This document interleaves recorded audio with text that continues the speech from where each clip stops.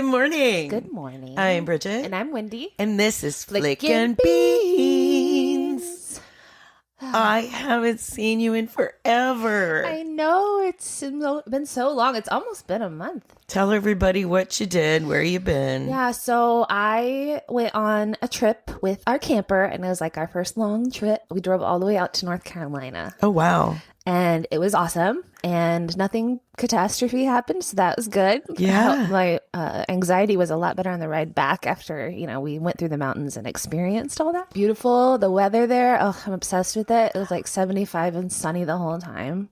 It was just, we had it's like the land of waterfalls. Okay, there's a bajillion waterfalls in this area because it's in the Appalachian Mountains. And some of them are really easy to get to, and some of them take a little bit of a hike. And we went to like the easy one. You can drive right up to it basically, so that's cool. And then we decided to go on a hike. And the hike said it was like moderate. Well, don't do that. It's subjectively moderate. Subjectively moderate. It was it probably is like in the middle of hikes, but I don't hike, so I don't know what that means. And the last like mile of it was straight up. And I overdid it. And I, when I got to the top, I just was not feeling right. And on the way back down, I had to stop and lay down because I just felt like I could not go on. Like I couldn't even sit. I needed to rest so much. Was it lay down like I am not getting up ever? Kind of. There's photo evidence of it, which maybe I'll put that on Instagram. And then all of a sudden I was laying down and realized that I was going to vomit and had to puke out the side of the mountain. Oh, God. But it's a good story. You need to definitely lay on your left side if you have to vomit. That's right. So you don't choke on it. Yeah. But I made it out alive, even though I had to stop for breaks like every 5 minutes on the way back. But yeah. Yeah, I'd hate to see you go down like the drummer, one of the drummers in Spinal Tap. Exactly. Well, that was someone else's vomit. Oh, yeah. So you also did some traveling while we were out. Goodness gracious. I'm a city girl now. I went to NYC, baby. Sister's trip. I loved it. Mm-hmm. I loved it. And we only did about half the things that we could have done. No, yeah, there's so much. 100th of things that we could have done. So we already want to go back. And we were near Times Square and stayed in a 127-year-old hotel, which was very cool because you could tell how they renovated it. I am that weird that I took a lot of pictures of buildings, and in our hotel, going down the stairs, you had old marble stairs, and then you could see here and there they were replaced with a new marble slab. So many layers of paint and the slowest elevator ever. Yeah. And in the lobby, there's a beautiful little seating area with tons of books. And on the other side of the room, there's a full bar, but a sign that says for decorative purposes only. They don't have a liquor license. I'm pretty sure the bottles are all empty. Oh, yeah. The ice machine was behind the bar. So, we could feel, I guess, like we worked there. And the other thing about the hotel, I know I should be talking about New York City, but the hotel made me giggle and, pretty much the first thing I saw. But I'm sitting on the toilet in the bathroom, as one does. And next to me, I could have hit my elbow on it. Very close next to me was a huge window. So I opened it and realized there was no screen. Uh-huh. I'm looking straight down into a creepy alley. No screen. And I could see into the rooms across the way a little bit. Yeah. Definitely an Asian guy's legs. But anyway, yeah, we did Statue of Liberty. We did the 9/11 Museum. Powerful. Yeah. So well planned out that every single thing, I got chills, goosebumps right now. Everything has such deep meaning as to why, like the reflecting pools. Mm-hmm. We had the audio tour. Highly recommend. You had headphones on, so you didn't have to worry about not hearing him in a crowd or whatever. I always thought he was right behind you. But, he gave us so much more information on, why are there exactly this many trees over here, what they represent or who they represent. It was just, I mean, the outside is one thing, but inside the museum, it's super heavy Yeah. and touching. And you're surrounded by people who you don't know if they have a relative or a friend or somebody that passed away during that. Much of the city is sick, whether you were involved in the building or not, just by running away. They're still finding people who have respiratory issues and whatnot. Okay, but here's the thing. We had this lady in our group who was trying to engage one-on-one with our tour guide the whole time. So A, we're not hearing her questions. And B, the tour guide is saying, oh, that's a good question. And she bothered everyone.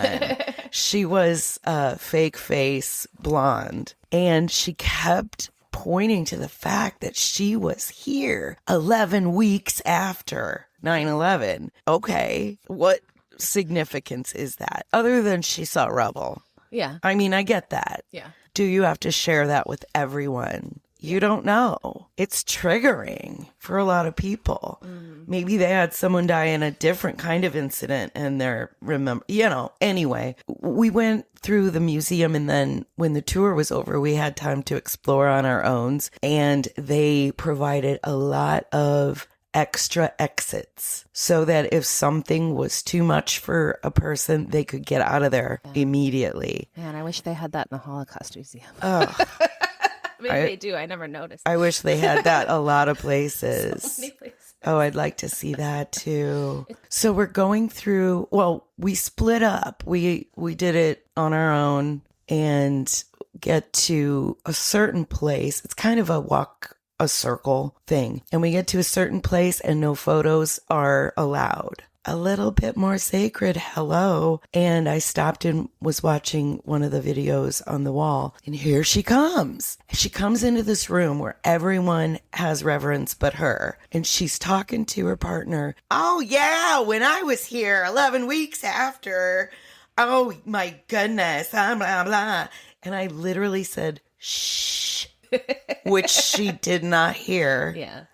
And I almost approached her right up in her face, but what do?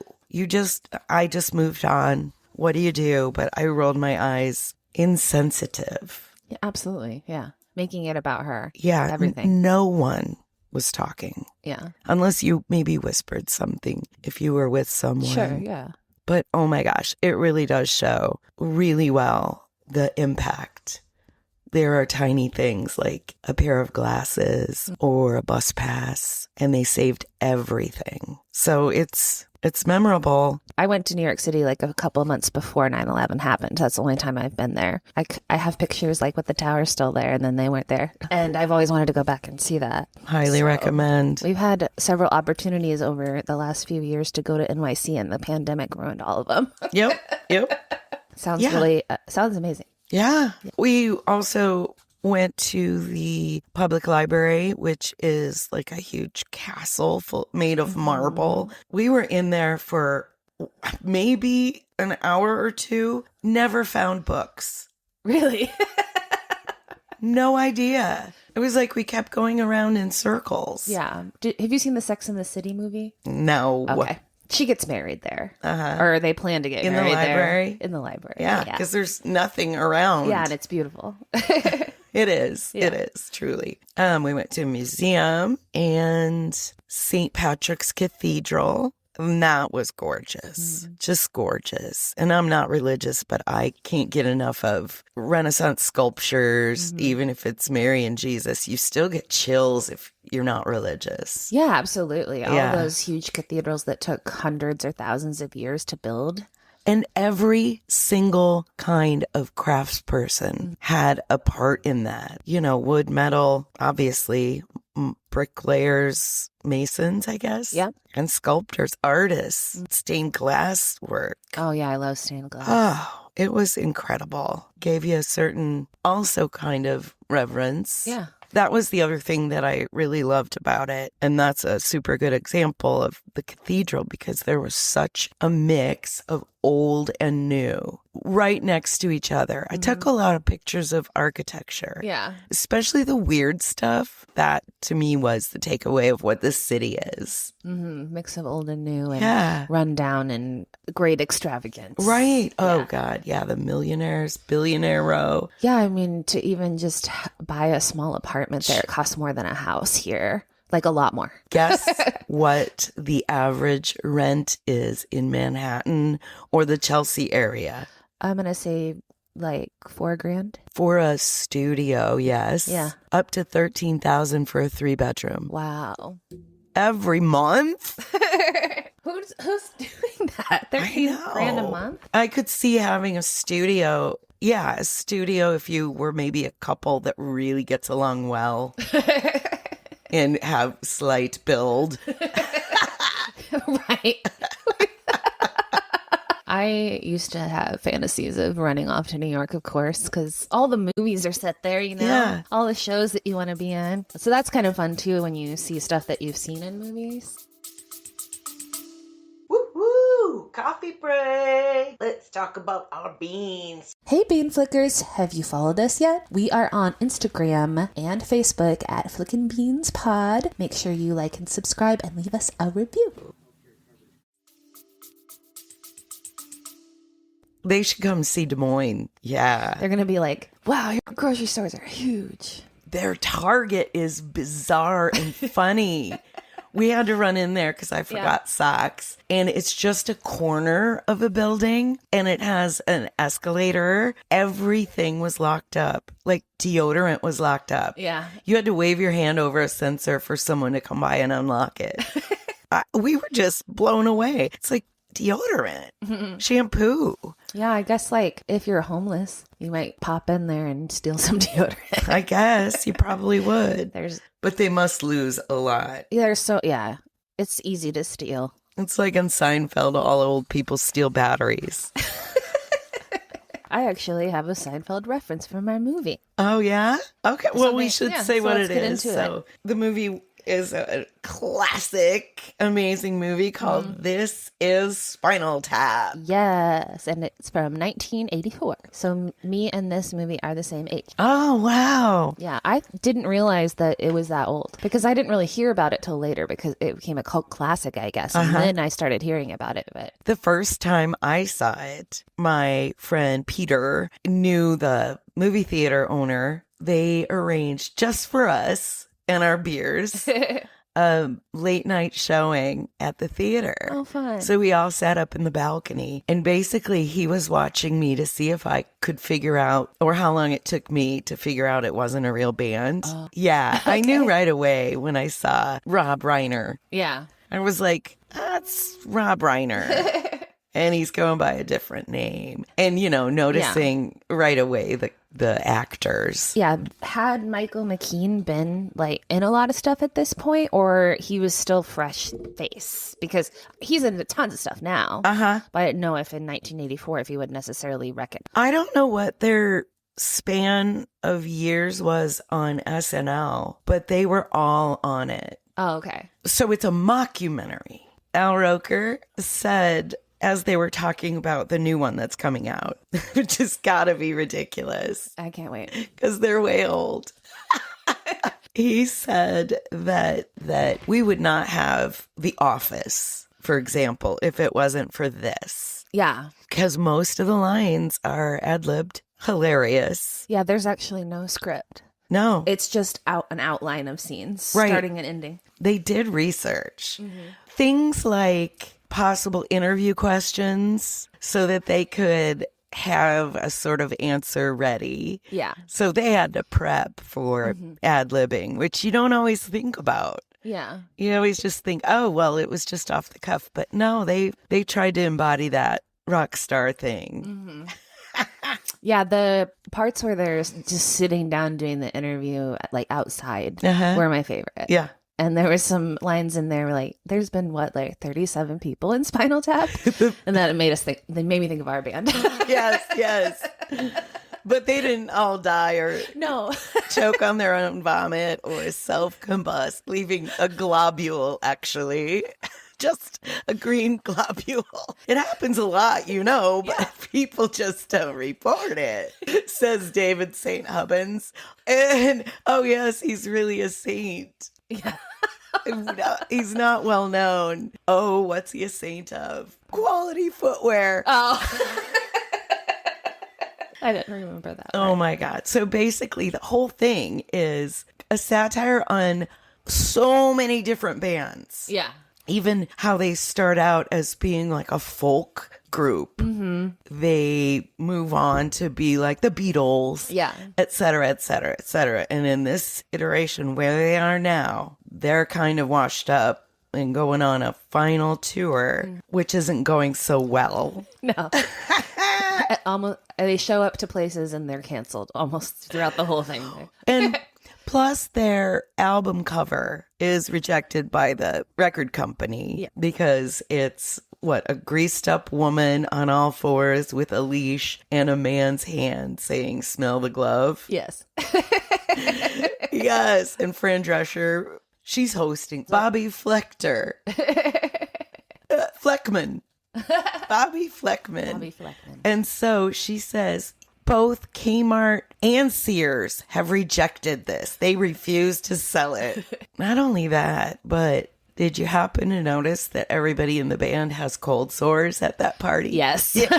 I very much. There was something that was cut out. I found out that was they had an opening act that was an all-girl band, and they cut that. But that's where the cold sores all came from because they all caught herpes. That's great. You don't hear much about herpes anymore. No. Anyway, another iconic quote when they changed the record album to just a black cover. How much more black could it be?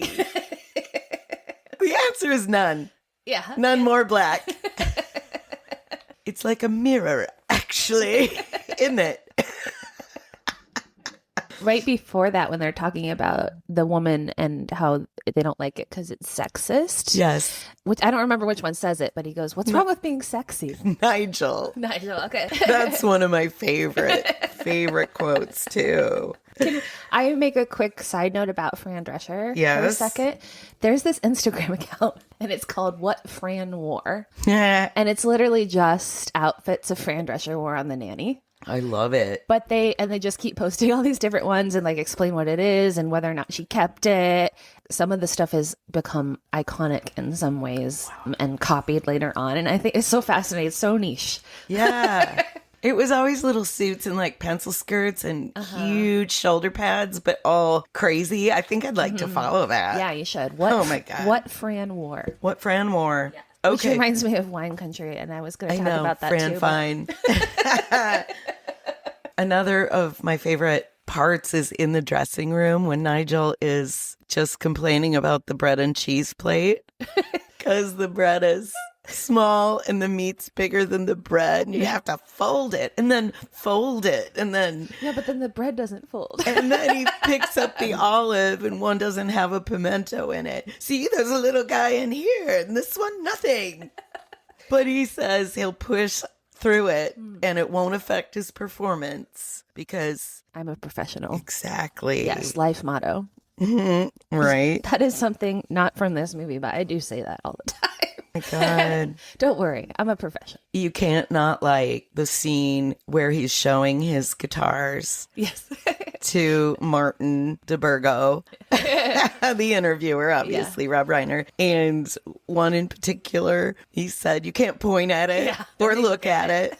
Definitely not touch it. And the other one was where he said it was a Les Paul guitar. And this is literally something Les Paul said about a guitar, that the note would keep ringing even if he went out to get a bite to eat and came back, it would still be ringing. So that's an actual quote from Les Paul. But now the amp, on the other hand. The most famous part of this movie. This is the part that I know because it's been parodied so many times. Everyone knows. And the phrase I also learned from Al Roker is in the Oxford English Dictionary. That is awesome. Yeah. And the phrase is... But this one goes up to 11. All the dials go to 11. Marty says, why not just make 10 the highest? Yeah, just make 10 louder. And he said, but this one goes to 11. So it was just this great circular conversation. There's a lot of that. Yeah. Circular conversations. The Stonehenge disaster.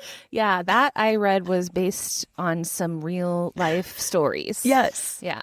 I think Judas Priest had big Stonehenge scenery. The artist correctly read the sketch, which had inches instead of feet. Yes.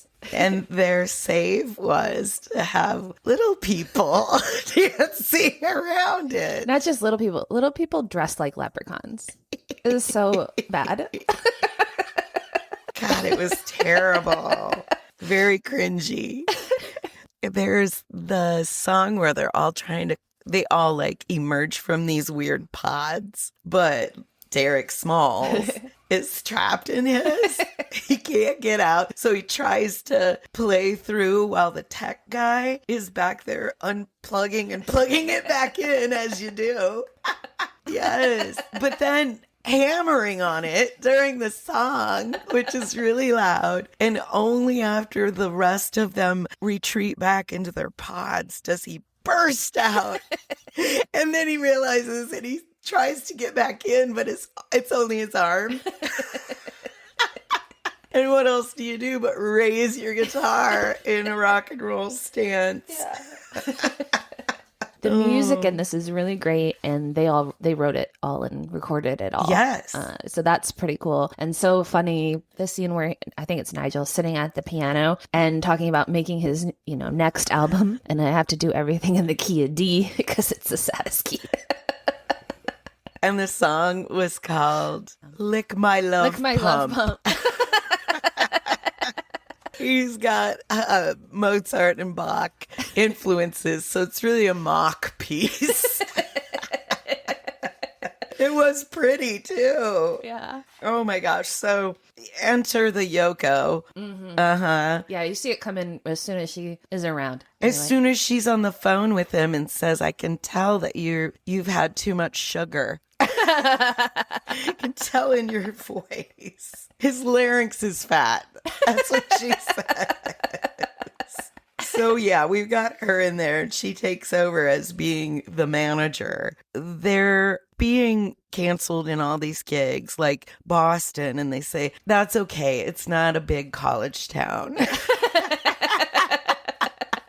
And the gigs downgrade to less and less great venues. It's the army base where Nigel quits. He walks off the stage. And the reason is because the army radio transmissions, whatever, are interfering like they shouldn't even be. It's like when they don't turn down the TVs. Yeah. Yeah, it was like that. So it was like feedback and everything. David St. Hubbins. Nigel Tufnell, David St. Hubbins, and Derek Smalls, and whatever drummer of the minute. Yeah, Stumpy. Stumpy Joe, Stumpy Pete. Makes you wonder if they have one arm like the Def Leppard Yeah, that's guy. exactly what I was picturing. Oh my God, that's perfect. I hadn't thought of that until just now. DeBurgo is interviewing David after Nigel walks off. And he's saying, basically, I think he's repeating all the things that the girlfriend says to him. Like, bands switch out members all the time, blah, blah, blah. Like, it's fine. And I probably won't miss him any more than I miss all these. He lists off so many drummers, so many drummers. DeBurgo says, I can't really believe that. And he says, well, I'd probably care more if I wasn't so heavily sedated. Oh my God. Truth, yes. Truth. And the next gig they come to is literally at an amusement park. And she goes, they were supposed to list Spinal Tap first and the puppet show second. And that is sad ass. Obviously, if they don't have Nigel, they can't play some of the songs. So they decide to do a jazz exploration. Oh, it's so bad. I hated it. I hate that stuff. Oh, I hate it too. So did everybody else. I need a melody. Again, back to that little outdoor interview scene. Yeah. when Marty DeBurgo says, let's talk about some of your reviews a little bit. And he says he's reading regarding Intravenous to Milo album. This tasteless cover is a good indication of the lack of musical intervention within. The musical growth rate of this band cannot even be charted. They're treading water in a sea of retarded sexuality and bad poetry. And Nigel says, well, that's nitpicking, isn't it? And then he mentions the review for Shark Sandwich is a mere 2 words. Shit sandwich. Later, Derek Smalls says, we've grown musically. I mean, you listen to some of the rubbish we did early on. It was stupid, Now, a song like Sex Farm, we've taken the sophisticated view of the idea of sex, and music. And Marty says, putting it on a farm? Yeah. Yes. It just never ends. Yeah. The funny lines in this. I read that they shot over 100 hours of footage. Oh, God. 100 hours they had to cut down into 2. I want to see the rest of it. Right. There has to be some good stuff in that. I wonder, do you have the DVD? Because maybe there's some commentary or something. Oh, I've watched it with commentary. Yeah. It's awesome. It's awesome. I loved that. We need that to come back on our streaming. Yeah. Speaking of commentary, I did my notes a little bit different on this one. Uh-huh. I wanted to walk on the treadmill while I was watching it, but I knew I wouldn't be able to take notes. So I just turned my voice recorder on and talked into it while the movie was playing. Then I just kept taking my notes that way. Then I had AI transcribe it. Oh, that's nice. So that's how I got this, and also outline it for me. So all the points that I said, it'll be like, these are main points that you made. So that was really cool. I think I'm going to keep doing that. But I thought, and listeners, you could tell me whether this is something that's interesting at all to you.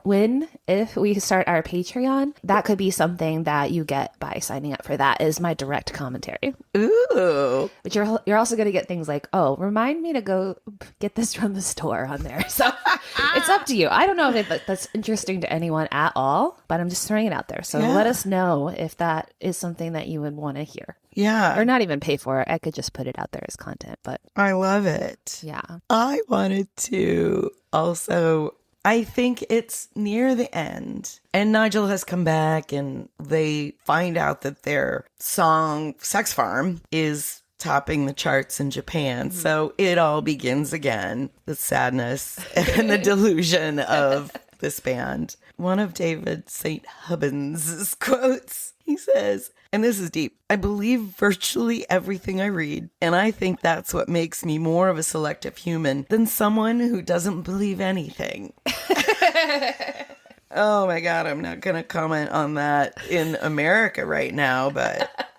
That would take all day. The very last lines in the movie, when he asks, well, if you weren't doing Spinal Tap, what would you have done? And it's Nigel's that is the end of the movie. He goes on to say, he might work in a shop or something, sell chapeaus, haberdashery. No, we're all out. Do you wear black? What size are you? And he says, that's the sort of thing I could probably muster up. And DeBurgo says, well, do you think you'd be happy doing that? And the very last line of the movie, I don't know, what are the hours? I just cannot get enough of this movie. I wrote down a line that I can't remember where it came from. There's a fine line between stupid and clever. It's so true. Yeah. It's so true. It's so true. Sometimes something stupid really feels like it's smart. In hindsight, you're like, that was not. It's like the bear-proofed garbage cans. There's a small percentage of where the overlap of smart bears and dumb people. I'll have to show you sometime, but we got a trail cam and we put it up while we were in North Carolina. And we got all kinds of little raccoons and possums and even a coyote. Ew. He was right in our campground. Oh my God, it's scary. Yeah. That might have been my favorite part. Did we do it? I think we did it. We flicked some beans. Okay, love you. Bye. Bye. Party all night long.